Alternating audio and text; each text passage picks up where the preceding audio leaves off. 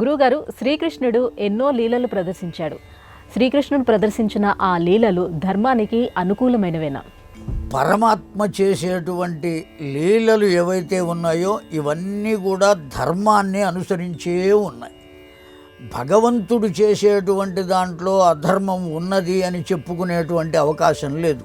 ఒకవేళ భగవంతుడు చేసినటువంటి దాంట్లో అధర్మం ఉన్నట్లుగా మనకు కనబడితే మన చూపులో తేడా ఉంది, మన వినికిడిలో తేడా ఉన్నది.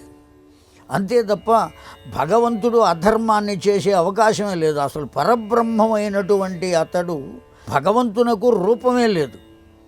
నిరాకారుడు, నిరంజనుడు, నిర్గుణుడు, అవ్యయుడు, అతీతుడు అని ఇన్ని రకాలైనటువంటి లక్షణాలు భగవంతుడికి ఉన్నాయి. అన్ని రకాలైన లక్షణాలు ఉండి రూపమే లేనటువంటి వాడు ఒక రూపాన్ని పొంది ఆ రూపం ఎక్కడ వచ్చిందో దానికి సంబంధించిన కష్టాలు, ఆ రూపానికి సంబంధించిన కష్టాలు ఇవన్నీ దేని కొరకు అనుభవించాడు భగవంతుడు అనే ప్రశ్న కనుక మనం వేసుకున్నట్లయితే ఒక్కటే మాట చెప్పాడు భగవంతుడే, ధర్మ సంస్థాపనార్థాయ సంభవామి యుగే యుగే.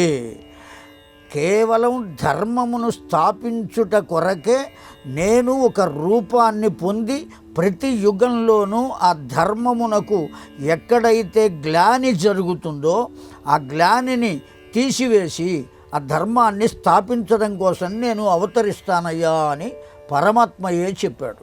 కనుక దేనికోసం అవతరిస్తున్నాడు? కేవలం ధర్మం కోసం. ఆ ధర్మం కోసం అవతరిస్తున్నాడు అంటే ధర్మం ఎంత గొప్పదై ఉంటుంది.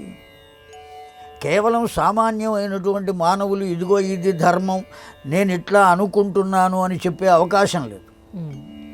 వేదముల ద్వారా వచ్చినటువంటి ధర్మమే అసలైనటువంటి ధర్మం, శాశ్వతమైనటువంటి ధర్మం, ఆచరింపబడవలసినటువంటి ధర్మం.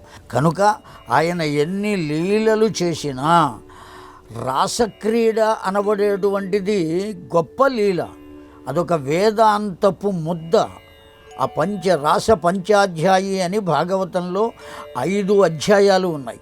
ఈ 5 అధ్యాయాలు కూడా నిత్యము కనుక పారాయణ చేస్తే వేదాంత గ్రంథాలు, వేదాంత శాస్త్రము చదవకపోయినా అలా పారాయణ చేసినటువంటి వాడికి వేదాంత తత్వం తనంతట తానుగా పొందగలుగుతాడు అని వ్యాస భగవానుడు రాసపంచాధ్యాయి యొక్క చిట్ట ఫలశ్రుతిలో చెప్పారు. అంత దివ్యమైనది. కనుక భగవంతుడు ఏ లీల చేసినా అది ధర్మోద్ధరణ కొరకే తప్ప కేవలం ఏదో చేష్టలతో చేసినటువంటిది కాదు. ప్రతి లీలా ధర్మాన్ని అనుసరించే ఉంటుంది.